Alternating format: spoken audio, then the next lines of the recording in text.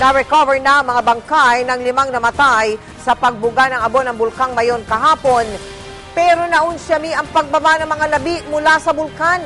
Mula mismo sa Tactical Operations Group sa Daraga sa Albay, nakatutok live si Micaela Papa. Micaela.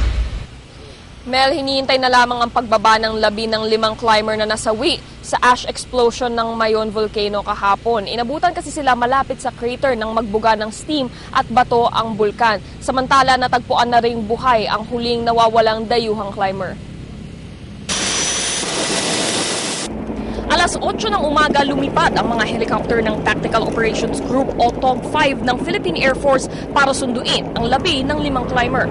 Madaling araw pa lang nang simulang ibaba ng 50 miyembro ng Philippine Army ang labi ng tour guide na si Jerome Berit, 3 German at 1 Spanish national mula Camp 2 kung saan sila inabutan ng phreatic explosion kahapon.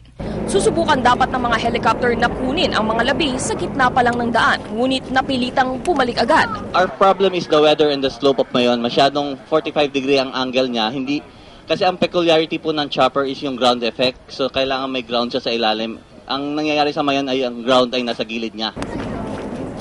Kaya nagpabalik-balik na lang ang 2 helicopter para maghatid ng dagdag na tauhan ng Army.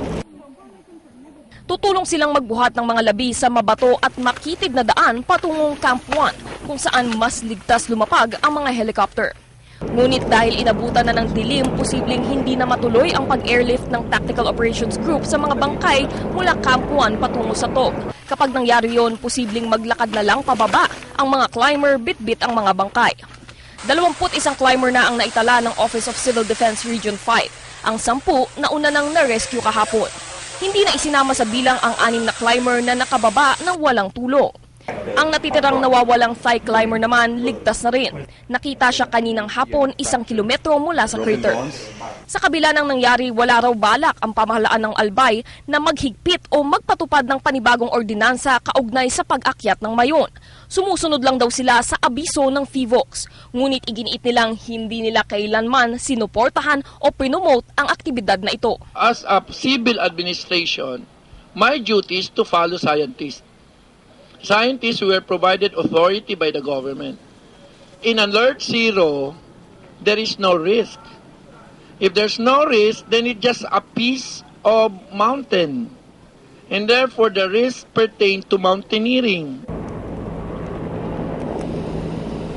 Mel, inaasahan ng TOG-5 na tuluyan ng makakababa on foot ang mga rescuer dala ang labi ng 5 climber ngayong gabi.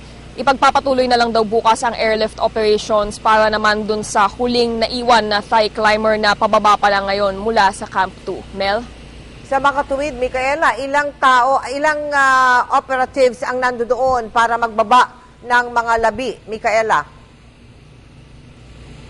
Mel, yung unang pinadala kahapon na bilang ng tauhan ng Philippine Army, so 11 p.m. kagabi nagpadala sila ng 50 na tauhan, 50 tauhan, at ito nga yung nagdadala nung labi nung 5 climber pababa ng bundok. Ang problema sa haba ng kanilang nilalakad, sa hirap nung terrain, at syempre doon sa tagal na nga nung kanilang paglalakad, napapagod na rin itong mga taong to. Kaya ang ginagawa ngayon ng Philippine Army, nagpapadala sila ng karagdagang tauhan. Kaninang mga tanghali, nagpadala sila ng 12 na tauhan na bumaba sa Camp 1 at umaakyat to meet the initial team halfway. So tutulong sila dito sa 50 na to. So nasa 62 na sila ngayon at maya-maya daw ay may aakyat naman on foot na karagdagang tauhan ng Philippine Army, Mel.